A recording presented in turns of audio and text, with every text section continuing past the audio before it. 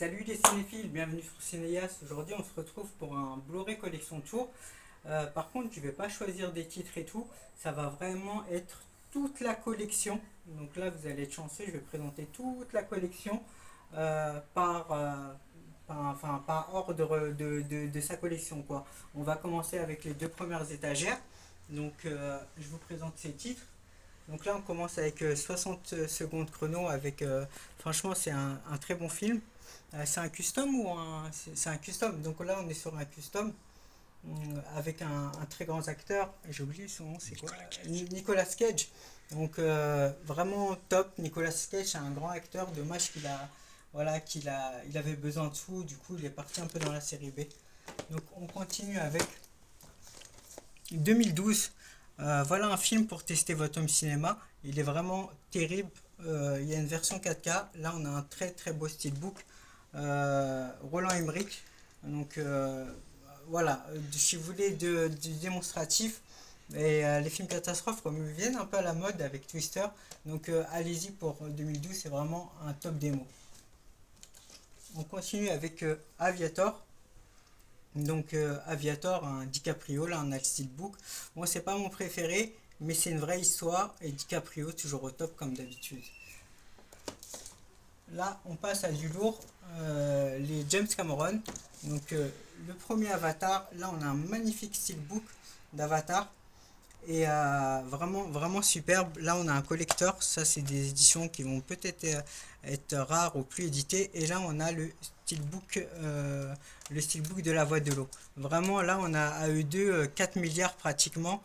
Voilà, 4 milliards de dollars au box-office. Incroyable, surtout les versions 3D et 4K sont des top démos. Donc, on va continuer avec Battleship. Là aussi, on a un top démo. On retrouve Rihanna, hein, qui c'est rare de la trouver dans les films. Là, vraiment, ce film m'avait vraiment marqué par son son et son image. Vraiment extra. Moi, j'ai adoré. Donc, on continue avec Babylone AD. Un Mathieu Kassovitz avec Vin Diesel. Bon, il s'est plaint sur le tournage parce que je vous donne toujours des petites anecdotes parce que voilà, Vin Diesel jouait un peu la star.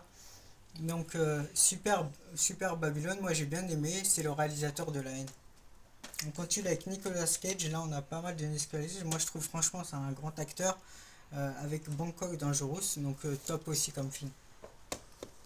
On va continuer, hop, par 3.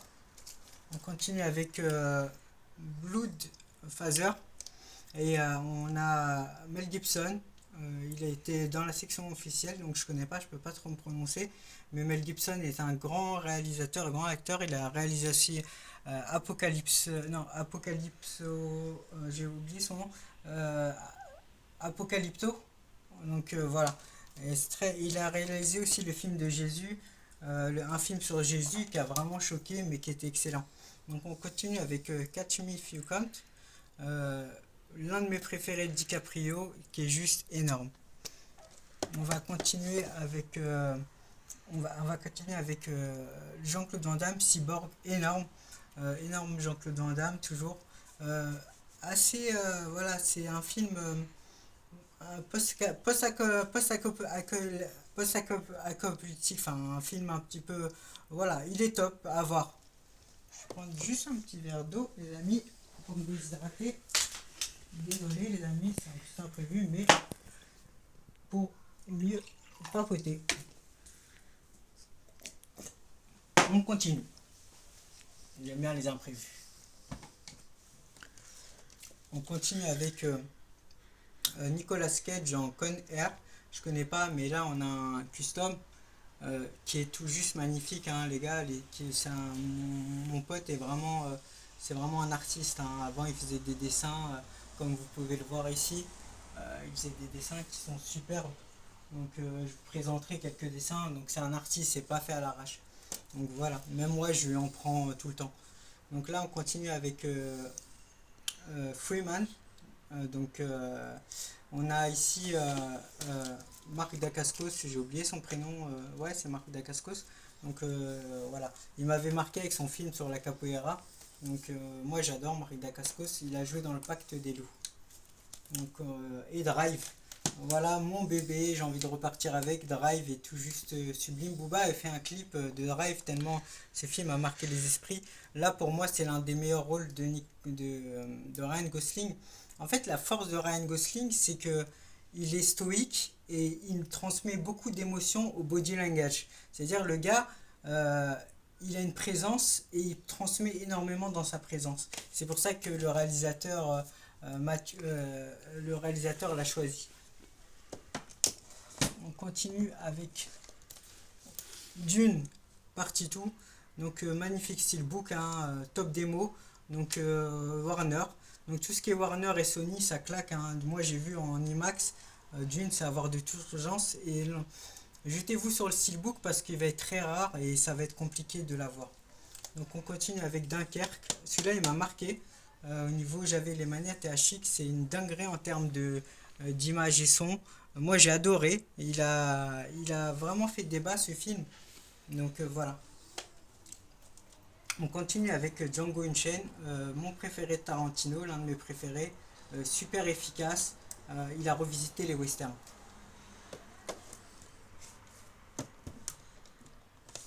Donc là, vous êtes vraiment chanceux hein, parce que je vais présenter tout en plusieurs vidéos. Donc restez bien sur la chaîne.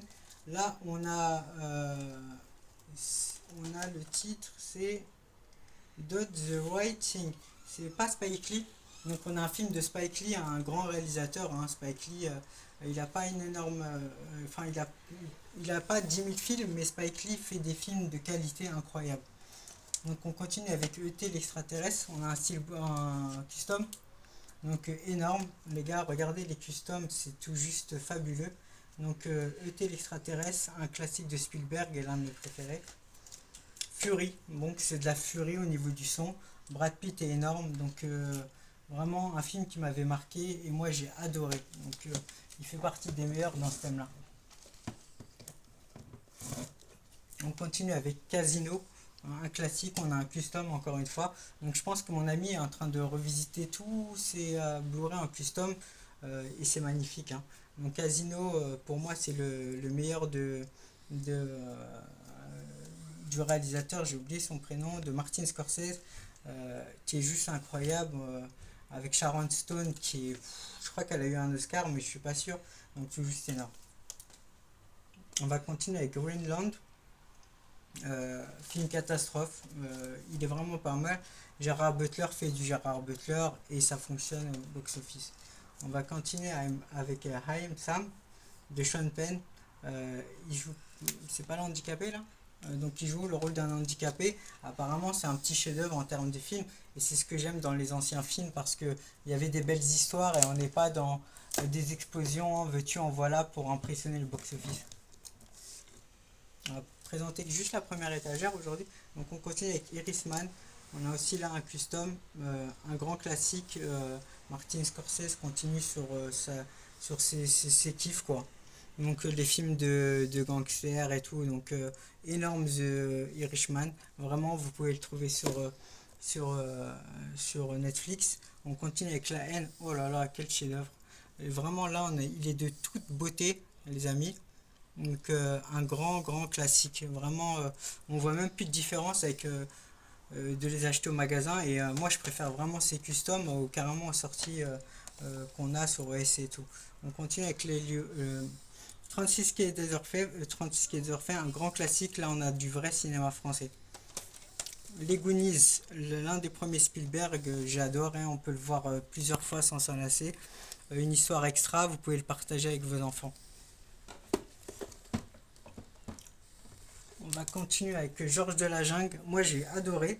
Donc cet acteur a été un peu boycotté d'Hollywood. Il est revenu dans un rôle où il est gros. Je sais plus le titre du film, je me rappelle plus les amis. Donc voilà. Et il est revenu dans le rôle et il a tout pété. Il a eu un Oscar. Donc il avait joué dans La Momie. On continue avec Good Morning. Donc excellent film. The Golden Shield, Eddie Murphy, un classique hein, qui est top. Et tous les Eddie Murphy sont super. On continue avec Mission Cléopâtre. On a un style bouquet rare et pour moi c'est la meilleure comédie française. J'ai adoré, je l'ai revu au cinéma. On va continuer avec Yes Life, Tay Live. Donc c'est un film ancien et c'est des films anciens, années 80-90. Donc voilà, mon pote est fan. D'ailleurs, je crois que c'est par Arnold. Non, non. Donc voilà, ça c'est les films à l'ancienne et moi je suis un grand fan des années 80-90. On continue avec Godzilla, King Monster, c'est un peu dans le désordre. Là, on a du top démo et ça marche toujours au cinéma et toujours et c'est efficace. Dites-moi quel est votre préféré, Godzilla vs Kong, Godzilla et Kong Island. On va continuer le dernier, l'un des derniers. Je crois qu'il a le dernier aussi. On va le présenter juste après. Godzilla vs Kong. On va le présenter juste comme ça. Et Godzilla, voilà les amis. Là, on a le dernier. Moi, j'ai adoré perso. Le dernier, c'est mon préféré. Donc, les deux sont top démo. Celui-là, il est en 3D. Pas celui-là, mais vraiment efficace et magnifique. On continue avec The Crow. Totalement fan hein, du film très gothique. Malheureusement, Brandon Lee nous a quitté un peu malédiction comme son père. Donc vraiment, que Dieu garde son âme. On continue avec Inception, un gros classique. Bon, Nolan est dans un délire et c'est pas tout le monde qui comprend ses films. Mais moi, je trouve que Nolan, c'est quelqu'un de très intelligent. Et moi, j'ai réussi à capter son cinéma. Il faut dire qu'il est venu à Elbeuf et il a été même pas reconnu lors d'Interstellaire. Donc voilà les petites anecdotes. Il a vu le cinéma Elbeuf, vous aurez pu le croiser. Donc parce que Nolan est fan de l'Argentine et Elbeuf s'était tourné en Argentine. On continue avec Prometheus. Moi j'ai adoré. D'ailleurs j'ai pas encore vu tous les aliens. On continue avec Inglourious Baster. Moi j'ai adoré.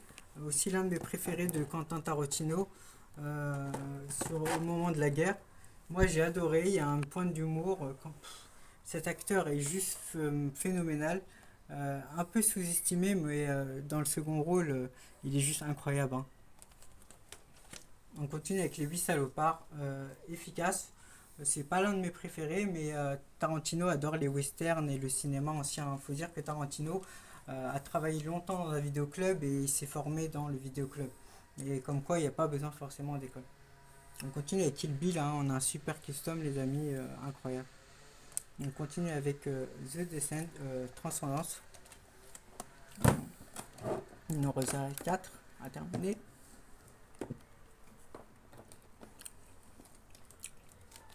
On continue avec Al Pacino, Scarface, grand classique. À avoir de toute urgence, les amis, si vous ne l'avez pas, moi il est vraiment efficace ce steelbook, c'est mon film préféré de gangster. Donc on continue et réalisé par De Palma, donc tous les films de De Palma sont incroyables. On continue avec Mission Impossible, Dead Recon, partie 1. Donc je vous conseille peut-être d'acheter les parties 1 et partie 2 en même temps. Moi j'ai adoré et Tom Cruise est toujours aussi efficace. Il est sorti juste après Top Gun Maverick, je pense qu'il voulait surfer. Moi j'ai adoré, mais je crois que c'est peut-être le dernier, parce qu'il n'avait pas cartonné au box-office. On continue avec Equalizer, gros succès, hein, Equalizer 1, 2, 3.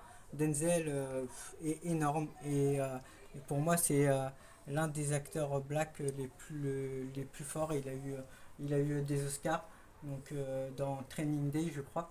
Donc voilà, en tout cas il a eu un Oscar et c'est amplement mérité.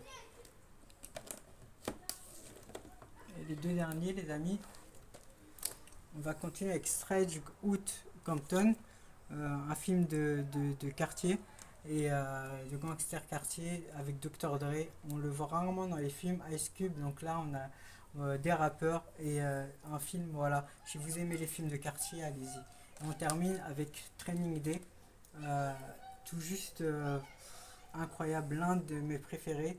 Un flic corrompu, à voir de tous genre avec Ethan Hawke, la chimie fonctionne complètement. Donc voilà les amis, n'hésitez pas à liker, partager, commenter. J'espère que cette vidéo vous a plu. On va présenter vraiment tout par ordre et je vais vous faire un petit tour de sa collection et de son cinéma. Donc là, on refait un petit tour. Là, on a les enceintes focales, vraiment magnifiques. Mon ami, c'est vraiment, voilà, il revit quoi. Et là, il peut exploiter le son enfin en HD. Et il va peut-être s'équiper du Dolby Atmos. On a aussi l'isolation, les plaques. Là, moi aussi, j'ai vraiment refait ma chambre et c'est tout juste incroyable. Donc voilà, on a une belle collection. On a les tours qui sont alimentées par un ampli de puissance et il a vraiment vu la différence. Bon, dans l'avenir, il pourra alimenter les 5 amplis de puissance vu qu'il a un petit Onkyo, mais c'est déjà pas mal. Son Onkyo de série 6 se débrouille pas mal. Le caisson Yamaha, un bon petit caisson, voilà, il est petit caisson. Peut-être un peu sous-exploité par rapport au focal, mais voilà, Chine en a deux, ou celui-là peut largement faire l'affaire vu qu'on est dans un petit appart. Donc on a l'OLED, les gars, Panasonic, tous les OLED sont bien, hein, LG, Philips et tout. Après, c'est en fonction de la qualité, du traitement d'image. Moi, je suis un grand fan de Panasonic, d'ailleurs, j'ai toujours mon plasma. Voilà, on a son Nokia série 6, 646 je crois. Donc vraiment, moi j'ai eu le 609 et je suis un grand fan d'Onkyo parce que Onkyo c'est vraiment, si vous aimez le cinéma d'action, Onkyo c'est vraiment efficace. Denon c'est plus doux et plus rondelé. Voilà, donc si vous aimez un peu le bourrin et le cinéma oxyta basse, prenez un Onkyo. On a le Tone Winner. Donc là, on a vraiment du matos qui est vraiment extra. Vraiment rapport qualité-prix incroyable, hein. Un Tone Winner construisé pour Emotiva. On continue, on a la Play 5, vraiment, voilà, c'est pour les jeux vidéo. Donc je vous conseille plutôt une platine Blu-ray pour regarder les films. Donc là, la platine, je vous conseille plus une platine comme ça. Et là, on a le cœur central pour visiter les Blu-ray, le 820. C'est ça, le 820. Donc là, c'est magistral. Vous pouvez, voilà, le HDR peut se régler. Voilà, c'est vraiment, j'ai pas de mots pour le dire quand j'ai découvert. Et on peut revisiter le son, il tabasse au niveau du son. Euh, Vraiment, en fait, quand j'ai acheté cette platine, j'ai pu redécouvrir mes Blu-ray et redécouvrir le son. C'est tout juste incroyable, les amis. Je ferai un petit test, j'en reparlerai plus profondément parce que c'est vraiment une platine extraordinaire, hein. J'ai déjà présenté dans les vidéos avec la Pionnière, Oppo. Celle-là, clairement, fait la différence. Et tellement elle est bien que Panasonic n'ont pas ressenti le besoin de construire un modèle tous les ans. Donc voilà les amis, là on continue, voilà, là on a un petit cadre des Léons, toujours dans le thème cinéma, la focale, et puis voilà la collection, et puis là son petit vidéoprojecteur laser. Il peut, pour terminer les amis, là il descend, il a l'OLED et il se régale avec un vidéoprojecteur. On peut aller sur une TCL ou une DTL 98 pouces, mais je trouve que si vous voulez la qualité d'image très cinéma et la projection, comme la perception de l'œil, moi je suis un grand fan d'argentique et de projection. Donc voilà les amis, n'hésitez pas à liker, partager, commenter, c'est un grand plaisir de vous faire des vidéos et je continuerai. Salut, ciao les amis.